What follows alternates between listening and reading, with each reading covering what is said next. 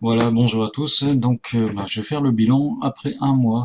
Donc, après un mois d'installation à la fibre. Avant, j'étais en ADSL chez Free. Donc, j'avais un débit de entre 4 et 5 mégas. Donc, voilà, c'était pas terrible, hein, c'était le minimum. Et donc, j'ai souscrit chez Red. Pourtant, je me suis renseigné, hein, j'ai regardé pas mal de commentaires. C'était pas plutôt beaucoup de commentaires négatifs que de positifs. Mais bon, pour le prix, je me suis dit, au lieu de payer 39 € avec la Freebox Révolution, je vais payer 23 € par mois pour la fibre. Et puis j'ai l'option appel illimité vers les mobiles et vers les fixes aussi, qui était offert avec le forfait RAID, plus Internet jusqu'à 1 gigabit en téléchargement. Donc l'option débit plus aussi qui était offert. Donc j'ai profité, j'ai souscrit à l'offre. Donc voilà, puis je vais faire le bilan. Je vais voir avec vous ce que j'en pense. Voilà.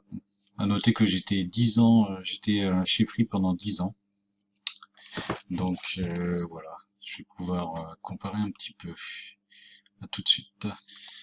Voilà, on va faire un petit test Wi-Fi près de la box, juste à côté, en 2,4 GHz et en 5 GHz, pour voir un peu la différence. À tout de suite.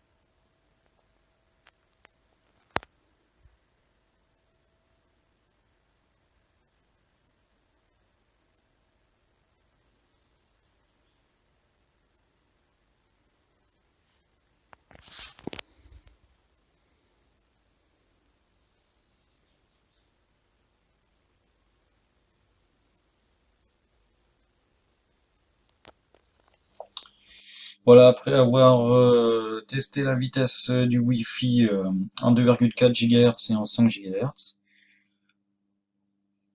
donc je vais vous montrer un petit test en Ethernet, mais en passant par des CPL. Donc à noter que les CPL réduisent la vitesse de la fibre.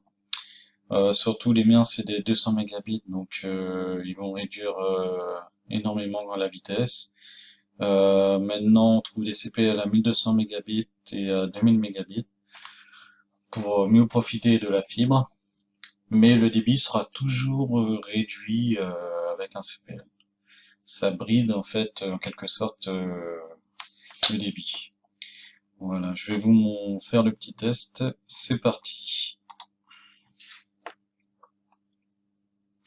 Donc vous allez voir, on va avoir moins que le Wi-Fi en 5 GHz par temps.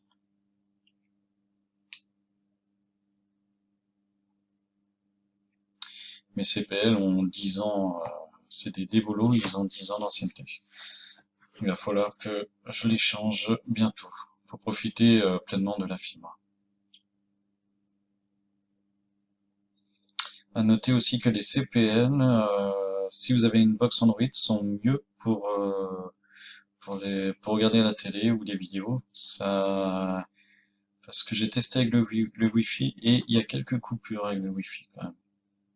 Tandis qu'avec les CPL, c'est plus stable. Voilà, vous voyez le débit, 66 de moyenne, c'est pas extraordinaire. Alors qu'on était à 150 en Wi-Fi et 5 GHz. Voilà, il y a ça. il y a une baisse quand même. Voilà, après ce petit test en CPL, eh ben, on va passer à la conclusion. À tout de suite. Voilà, on en arrive à la conclusion.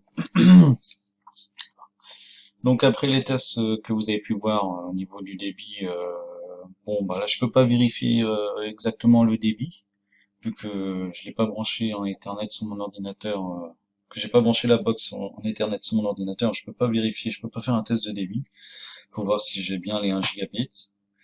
Mais en Wi-Fi 5 GHz, j'ai 150 de moyenne à peu près. J'ai fait plusieurs tests, pas tous les jours, mais assez souvent.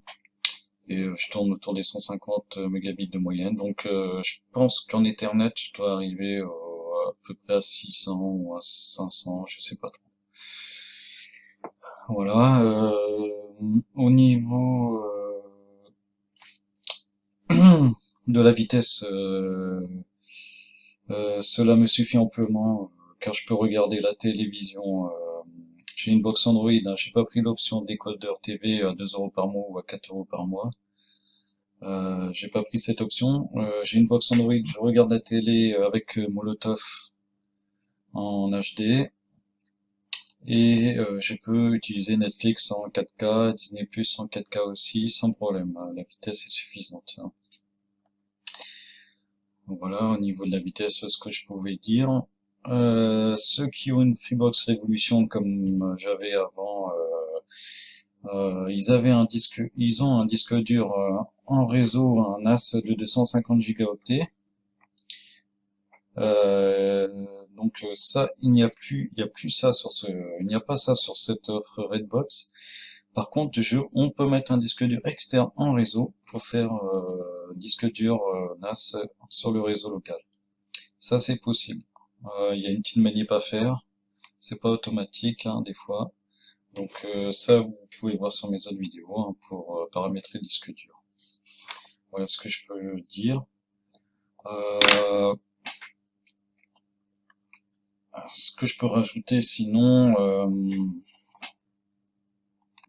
au niveau de la connexion, donc elle est stable. J'ai pas eu de coupure pendant ce premier mois. Les tests de débit que j'ai fait assez souvent, j'ai vu que la connexion, la vitesse ne diminuait pas, hein, elle restait toujours au même niveau.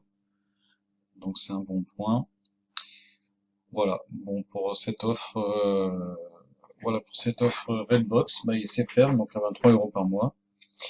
Ce que je peux dire, c'est que c'est une offre correcte pour son prix. Euh, pour ceux qui n'ont pas besoin de rechercher un débit très élevé avec la Freebox Delta, ben, c'est une offre qui peut correspondre. Et ceux qui sont, comment dire, au niveau du service client, tout se passe par Internet, donc faut voir que si ça dérange pas certaines personnes, ben, c'est une offre qui peut leur correspondre aussi. Voilà, bah, je vous remercie de m'avoir écouté, puis bon visionnage. Merci.